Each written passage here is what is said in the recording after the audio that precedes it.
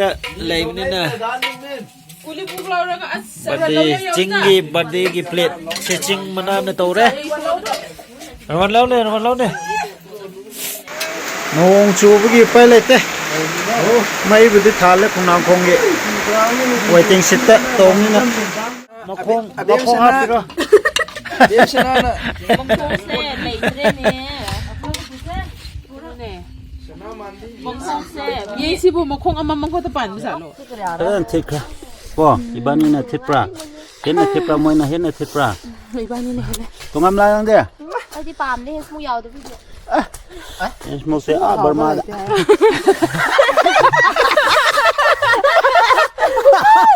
barma da tongam la de morok cha da du yam pharam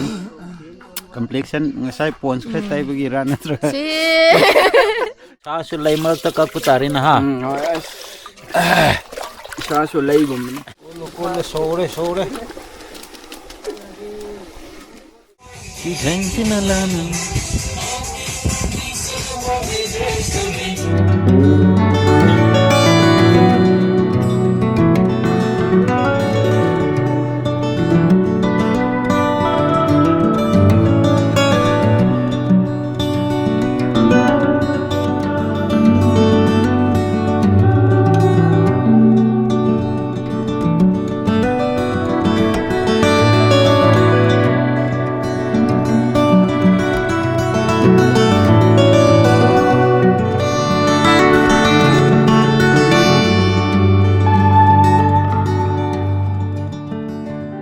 Hello mayam ngasidi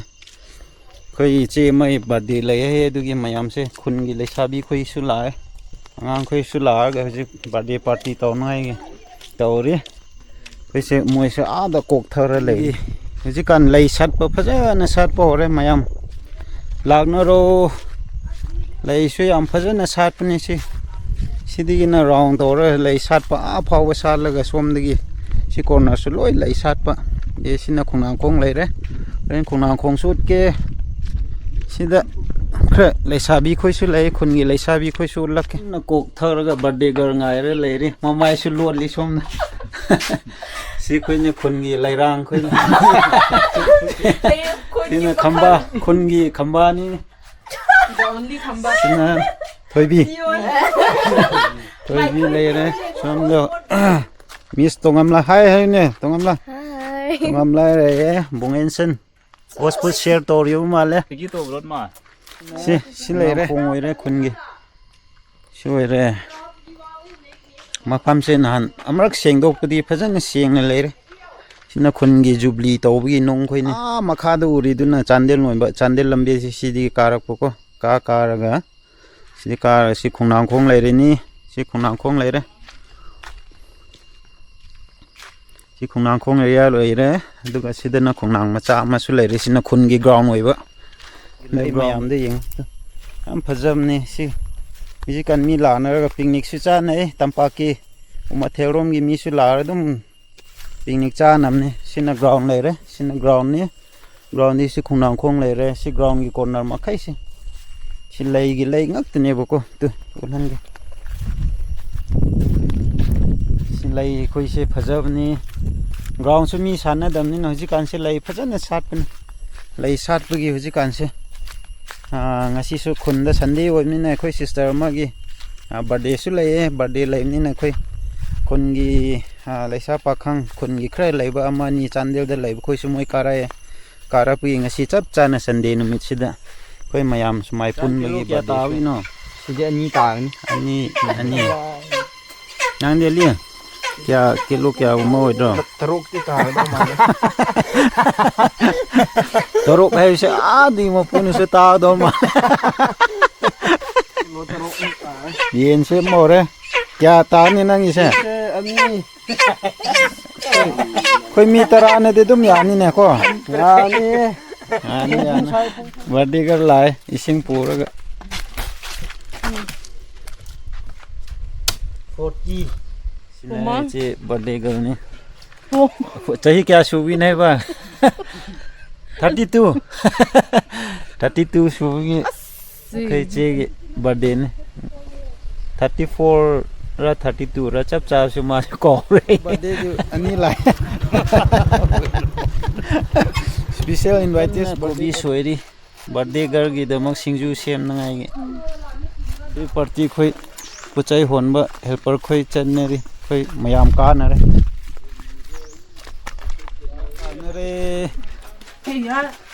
chai thada na re khun gi leisabi khoi se chi le ra ma ani ahum mari manga moi manga le re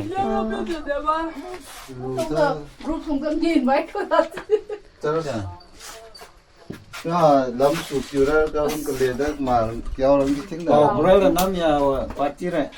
Nang pau da da che. ko ngasai botol ma no lo sil la mai ko ma sa mat pa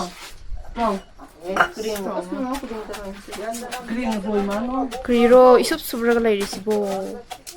nganu cha se si khung nam khong do ko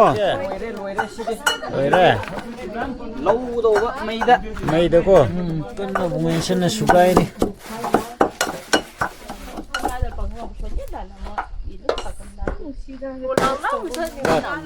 chanam This is called Chanam.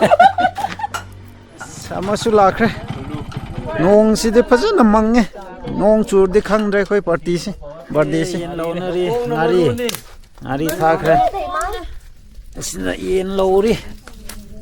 khong ni nong barak ta cha do si o khukra chu chu tu ma la ki chi pa sem bo moroi party ni sina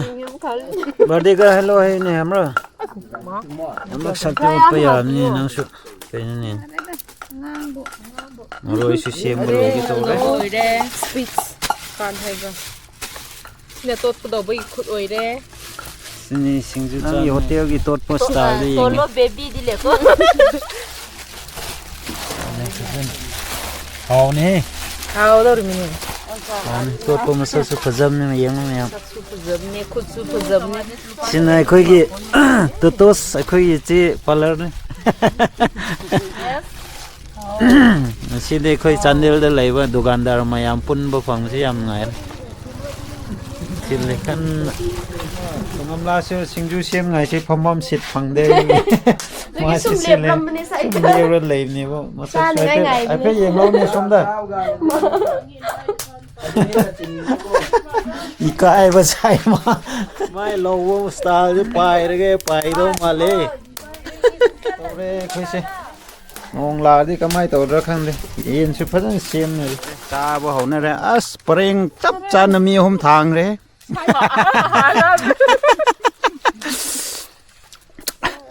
hawe jamin na ba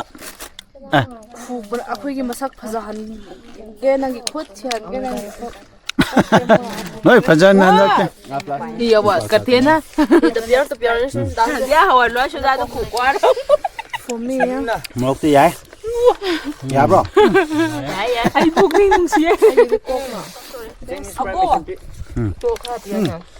sai sai hawa sprite su abo so ma sa ge Hala kinya kun na pai me na pai chin hang do pa ta pamra o sing so sa ha are jama something na. bo khre sak ta di ya da chin che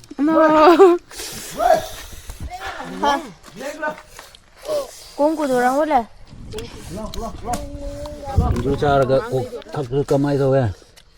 hao bro jing lo bro jing kai Sing so dak sang cha ran ki.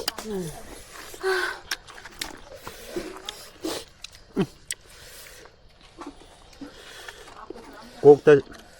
humang thok ra ra chin ma tai ta humang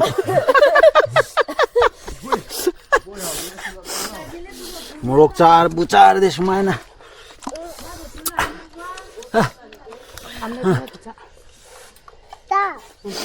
Yung tenda da ba har ni wi. cái phao ấy samal le ji di Ben ki to wa tak cha la ba he sun cha ma wa. ji samal le xin ju khujam ma se Dok ki kra. ren thik ra po ibani na thipra hen na thipra moi na hen na thipra ibani ne hele to ngam la yang de Ai di pam ni mu yaw da video. es mo se a barma da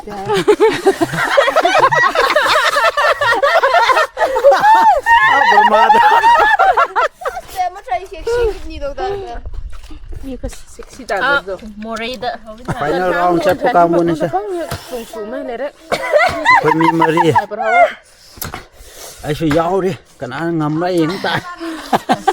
Arangnya Roca apa ya? Banyak tram. Tapong plung sum. Ini ki kemo ngai par hawo dok. Soi dok ki par hawo plung su pong su am lai. เอาห้อยห้อย Palak pengak mau masuk tempat langsung dah. Hote lu tun dal hodan kar fan dal ho jabe te ba tu thura ha tarwan thura la Di malam dia sih dah dulu. เช้างำได้มรกสามันเลยเชื่อมปัดติค่อยไล่มอยจ้าสนะเรามรกสาวะเทสต่อละชาเดียวจ้ะ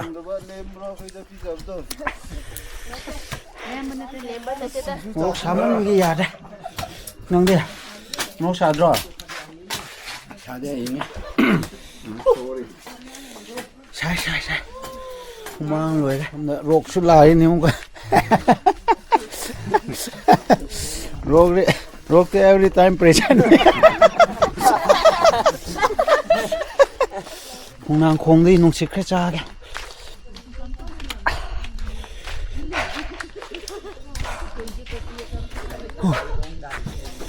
ตรงอำลาวนักตะพัมมาแค่นุ่งสิผ่าได้ยังไง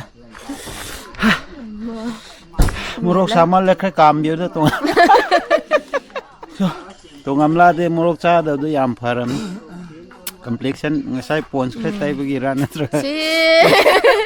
ครีโตกี่ร้าน Naturally natural.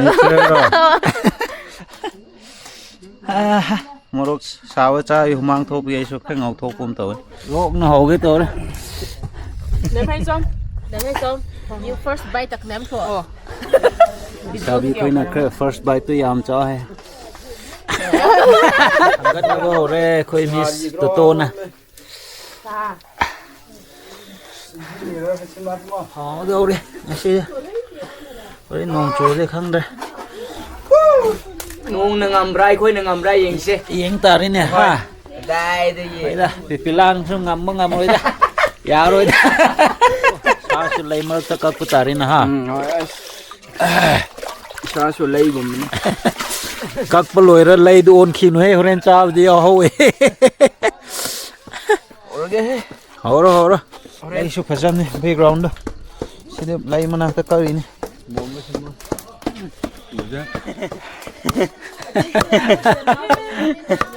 nang su thi ba jan ni ne ko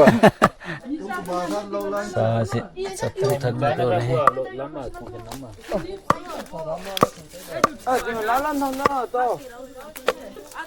สิงวัดพี่สิงโลบกุมนั่งไงตัวดิ Lai ni lo. Hotspot wang.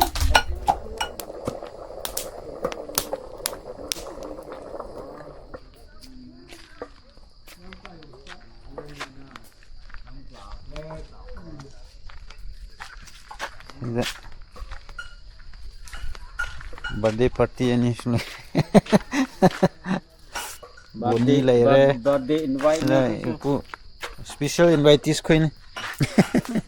อินจังทางกันไงตัวดิสเปเชียลิสต์ตุกันเอาไว้นี่ always rock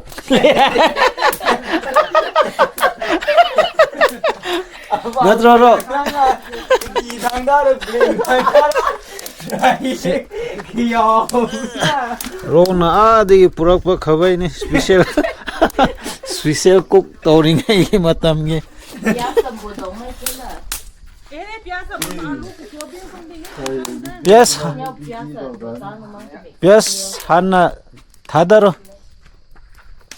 Yes, lae, soiro.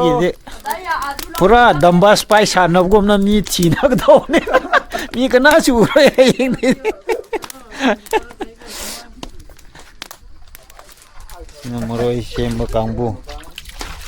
Andu chami.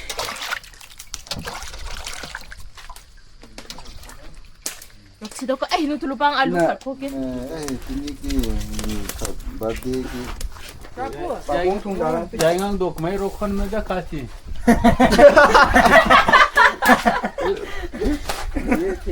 wang pino den me dole 소이봄로 스마네 소이봄네 소이봄네 봐 소이봄 쿠이봉 소이봉 코이봉이로 어이 마네 스튜디오 하우니 코이봉로인데 동 허허 양 파오네 하우니 Cùng biết mới. 아 그럼 노바 또 하치다 하고 그러면은 Acha nam kimi acha nam kimi acha thau kimi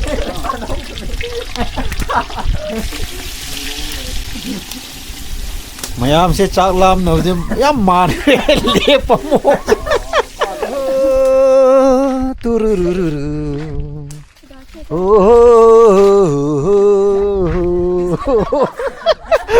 뚜루뚜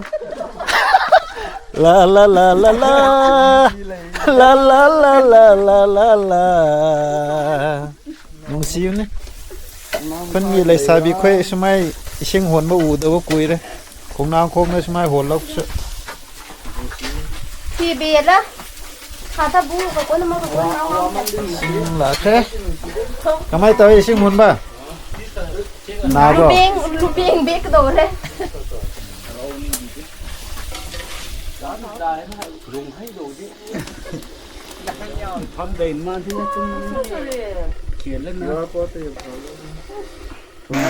농 주부기 빨리 때 mấy bữa đi thả lên cùng nào không vậy waiting sit đó tôm như nào chứ đó cứ diễn đó khăn ba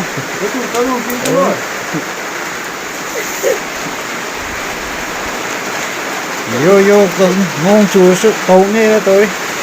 tầm bao nó mà khai tầm mấy thả lên lấy phải giờ sự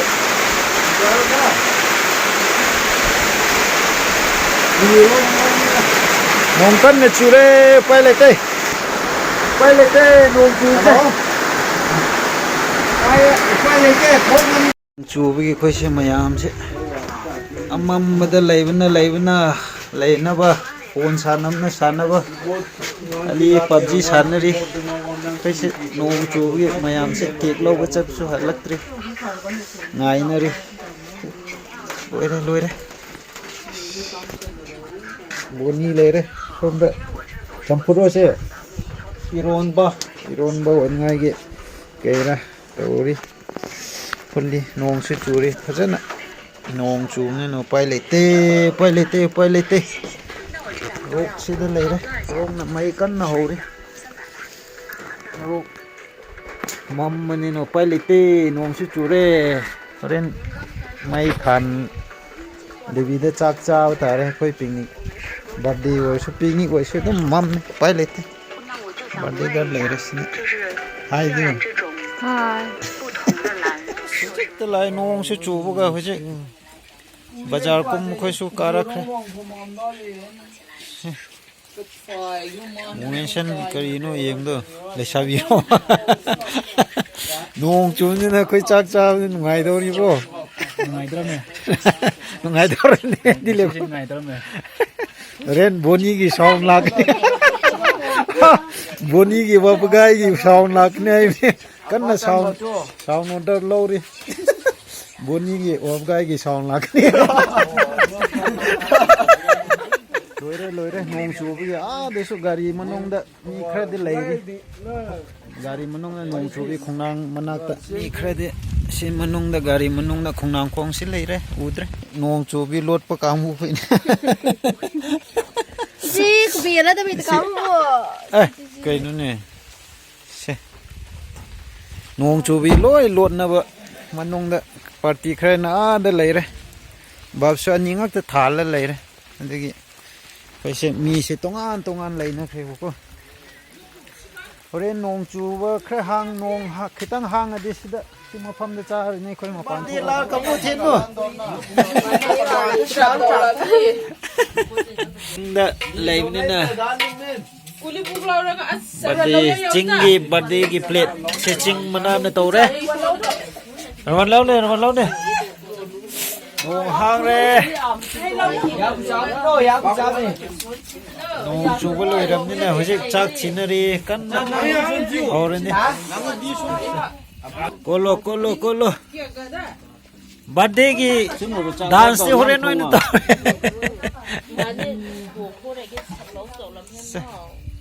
से से आओ bro Hoi hoi. Hoi, matum ngak ni matum. matum di hatri Sam ni. tumba rayu tu Abang sana. Dia sana na.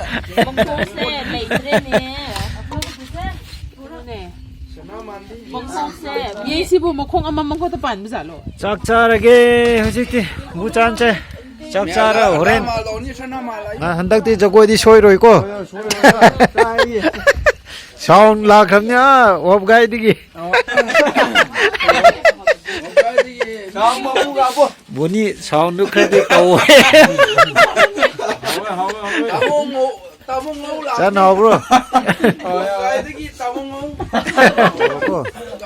뭐니 호르시고 예스 사네 해피 버스데이 Na yau, na man yau ni. Birthday चिंग द birthday तौनी ना मना the birthday तौनी को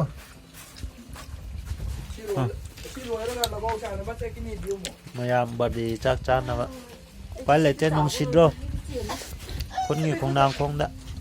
เจ้าลอยนะเรลอยนะรำนี่นะให้ไม่ฮีทักปนะทักปะ Senang. ยำเลยthank you Marah bagi ku kut se. จากทงฮินดีโลนสุลอยทงนะ Mera bhaiya. Mera bhaiya to bra. Ngok ngowe di. อาหารกระเซบะ Yu tiet, cita. Irai namang. เสียบัตรได้กันเนี่ยแค่สาวต้องมาเลยค่อยสิดะกาลีสิเลยนะคนเนี่ยนั่งสุยาวไว้สุยาวเลย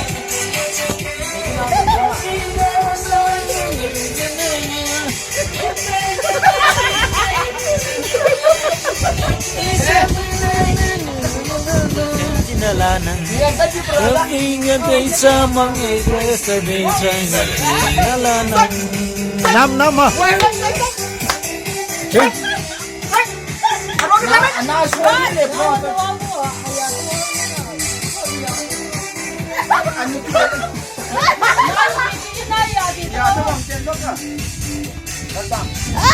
바보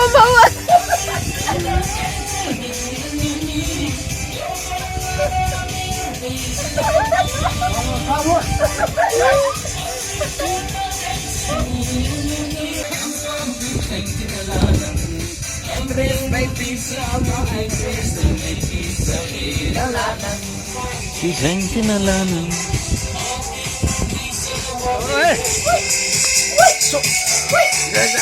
Bumesen Nakat na tutun da bonfire ni ne Wene tore ne Bye. Yang pocai loi na re picnic chao loi ram ne na birthday loi ram ne na Good night Tongam la good night Ang sida smai na sampura chat tawa laisa pakhang khoi kon yeng asidi khonang khong la pi smai na samne bong ne pura picnic birthday party chat ne loi sen na re han na re